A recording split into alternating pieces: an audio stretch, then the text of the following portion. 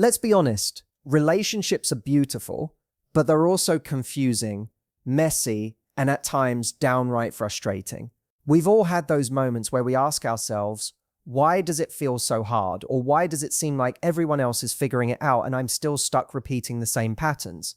We enter relationships full of hope, full of energy. We want connection, intimacy, loyalty, passion, and we believe that if we just find the right person, everything will fall into place. But here's a little truth no one told us growing up. Love alone is never enough.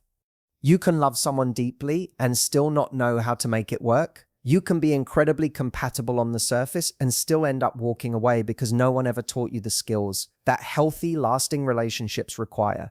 Because that's the secret, isn't it? Great relationships aren't just born out of chemistry. They're built deliberately, patiently, and with a whole lot of self-awareness. They don't happen when two perfect people meet. They happen when two imperfect people show up fully and consistently for each other.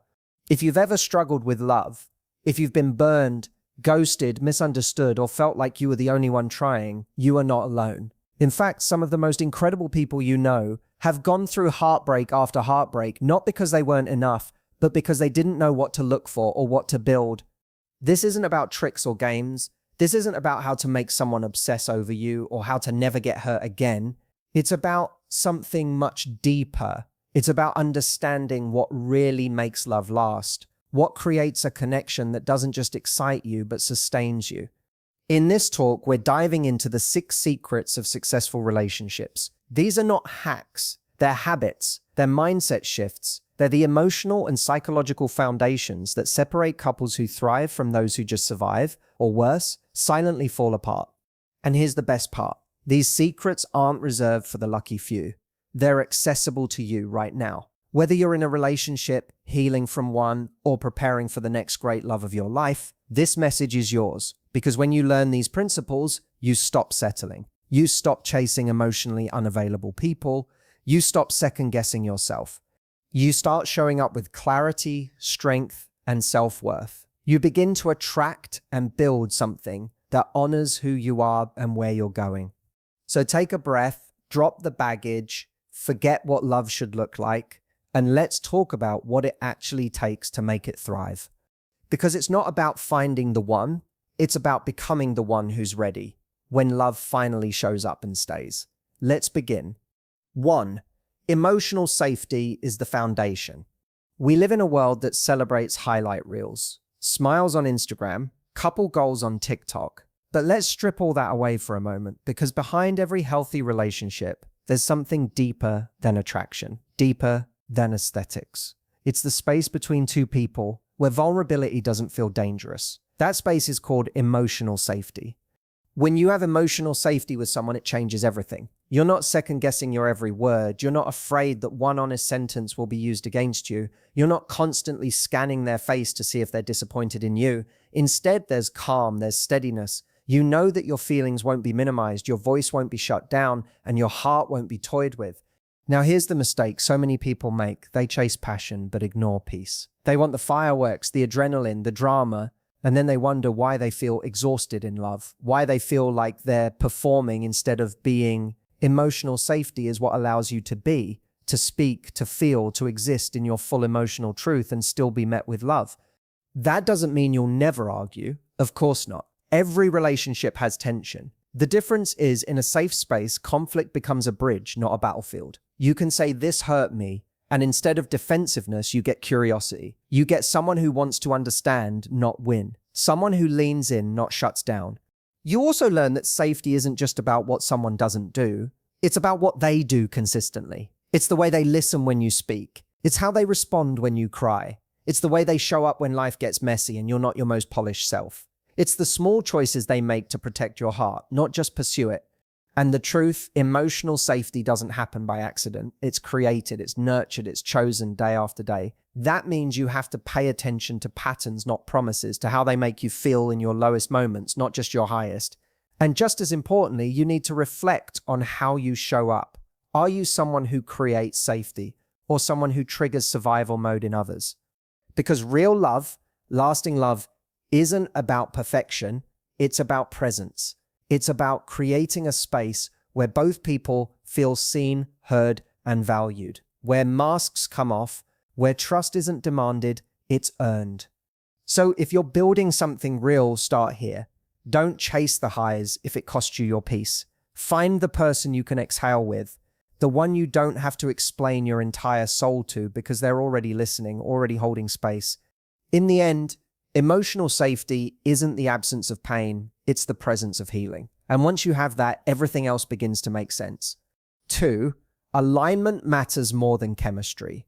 Let's talk about chemistry, that spark, that magnetic pull when you meet someone and it feels like lightning just struck the room. The butterflies, the excitement, the I can't stop thinking about you rush.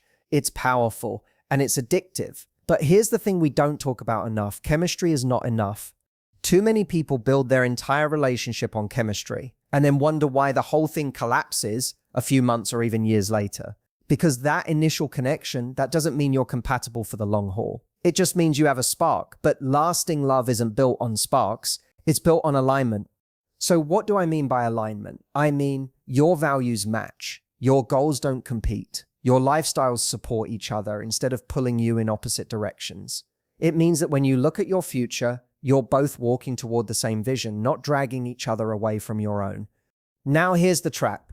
Chemistry can be loud. It's seductive. It tells you this must be right because it feels so intense. But intensity without direction is just chaos. You can feel insane attraction to someone who doesn't actually fit into your life. And when that happens, what starts out as thrilling eventually becomes exhausting. It's like trying to row a boat with someone who keeps paddling the other way. Let's be clear, alignment doesn't mean you're clones of each other. You don't have to love all the same things or agree on every topic. What it does mean is that your core values support each other.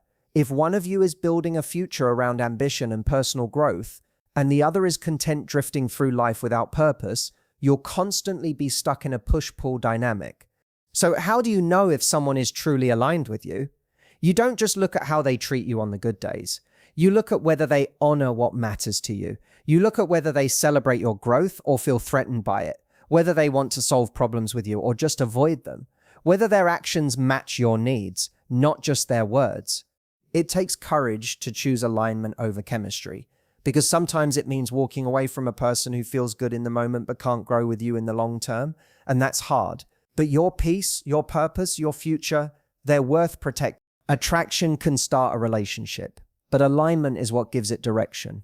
Without direction, even the most passionate relationships run in circles.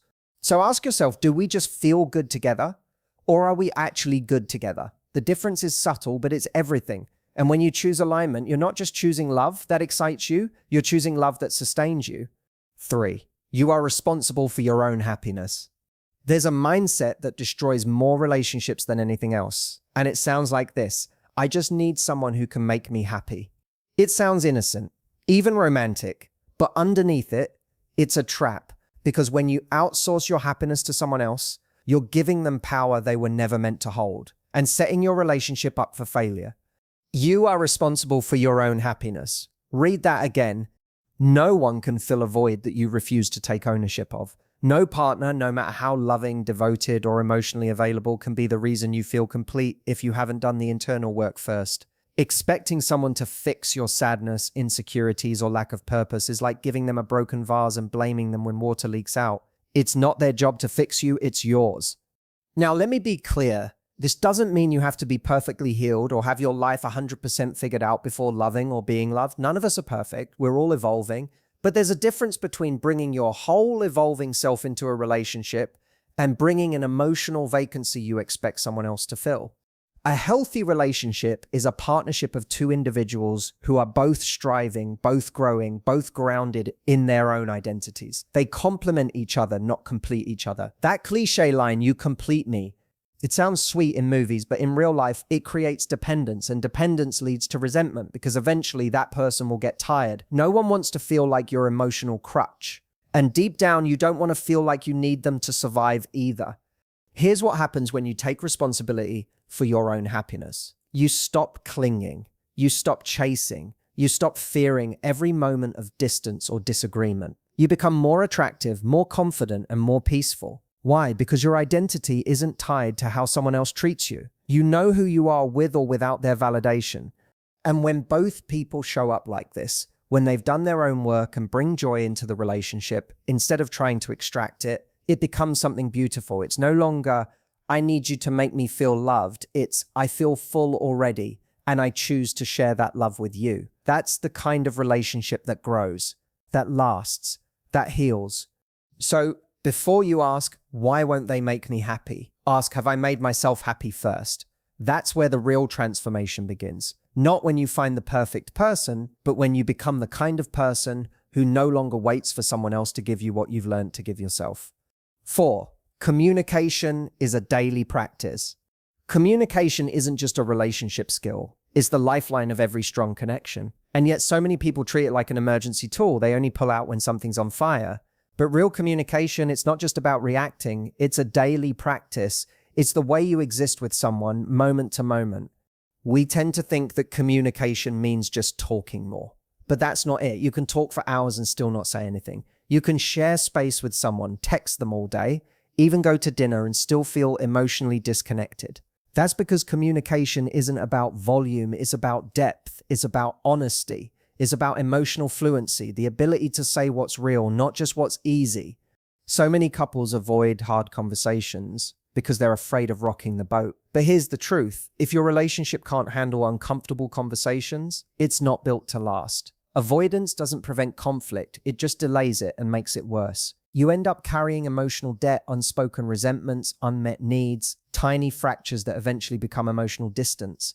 You don't build intimacy by being agreeable. You build it by being honest, by saying, hey, this hurt me, or I'm scared I'm losing you, or even, I need more affection and I don't know how to ask for it without sounding needy. That's vulnerability, and it's the foundation of trust. But let's not pretend this is easy. Speaking your truth means risking rejection. It means you might be misunderstood. And yet it's the only way to build a love that's real, not just convenient. Now here's the other half of the equation. Listening. Really listening. Not just hearing words so you can fire back with your defense, but leaning in with the intent to understand.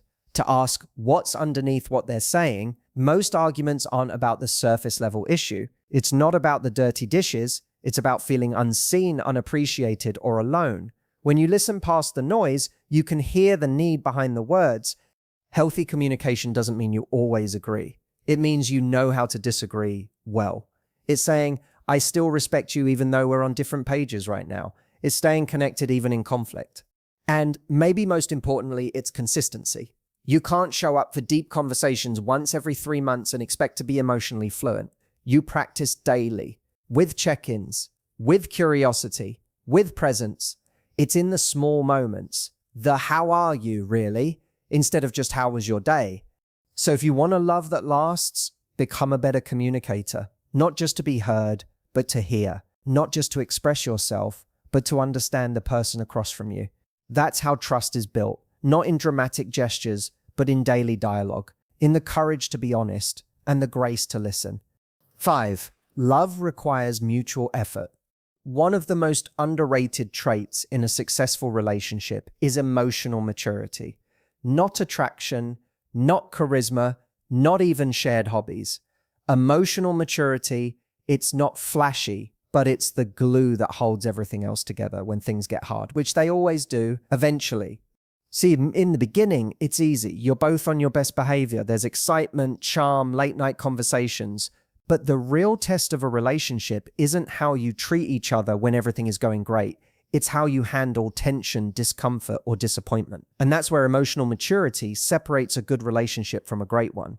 Emotional maturity means taking ownership, not blaming, not deflecting, not lashing out when you're triggered. It's the ability to pause, reflect, and ask, what part of this is mine to take responsibility for? Most people react from a place of fear or ego. They raise their voice, they shut down, they punish. But maturity shows up differently. It says, I'm upset, but I can express that without tearing you down.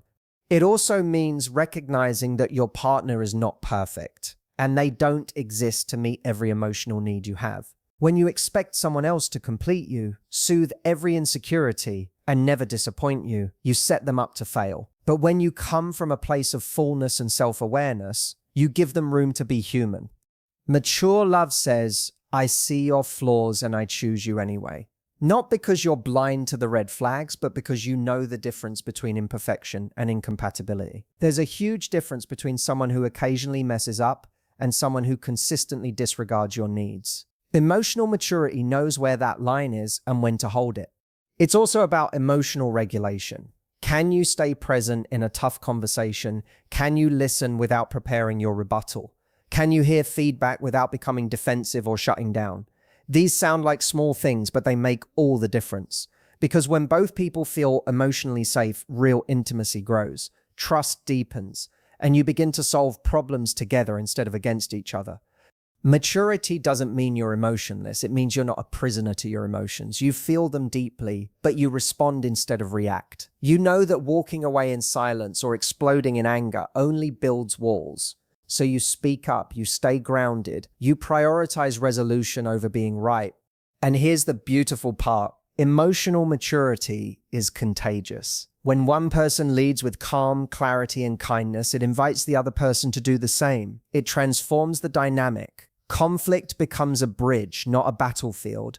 So if you're wondering what will actually sustain love long term, don't just focus on finding someone who excites you. Focus on becoming someone who handles difficulty with grace, takes ownership without ego, and leads with compassion. That's the real secret. That's what love needs to survive and to thrive. 6. Growth is the ultimate sign of real love. Great relationships are built, not found. That's a truth we often forget. In a world obsessed with instant gratification and overnight success stories, we've bought into the idea that love should be effortless, that when you find the one, everything just magically works out. No tension, no hard conversations, no growing pains. But that's a fantasy. The truth? Love, real love, is a daily decision, and it requires effort, consistency, intention. We underestimate how much the small things matter, not the grand romantic gestures, not the vacations or the likes on Instagram posts, but the day-to-day effort, the text that says, I'm thinking about you, the moment you choose patience over sarcasm, the time you stay up to listen even though you're exhausted. That's what builds connection. Effort is the difference between someone feeling safe and someone feeling replaceable. When your partner sees you show up, not just when it's convenient, but when it's difficult, they begin to trust you more deeply. They don't just feel loved, they feel chosen, and that changes everything. But let's flip this around for a second, because sometimes we're the ones wondering why aren't they making the effort? And that's a painful place to be. It's lonely when you feel like you're carrying all the weight. So let's get clear. Effort must be mutual. You can't build something sustainable when only one person is showing up consistently. That's not love, that's imbalance. The person you choose should be all in. Not when it suits them, not when you remind them. They should want to invest, and you should too. Not because you're afraid of losing them, but because you believe in what you're building. Because you know relationships aren't about perfection, they're about two people committed to growing together, even when it's messy. Effort also means staying curious. Over time, it's easy to slip into routine. You assume you know everything about your partner. You stop asking questions, you stop discovering, but people evolve. And if you're not paying attention, you'll wake up one day next to someone who feels like a stranger. So stay curious. Ask how their day really was, what they're struggling with, what they're dreaming of. Because when you keep learning about each other, the spark stays alive. And finally, effort means fighting for connection, not control. It's not about proving you're right. It's about choosing love over ego. Every day you have the chance to water the relationship or neglect it. That choice adds up. Every time you choose empathy, every time you prioritize time together, every time you take responsibility for your own growth, you're building something lasting. So ask yourself, what kind of effort are you bringing into your relationship? Is it reactive or intentional? Are you coasting or committing? Because love is not passive. It's not just something you feel, it's something you do over and over with presence, with care, with effort that says, I choose you. Not just once, but every single day.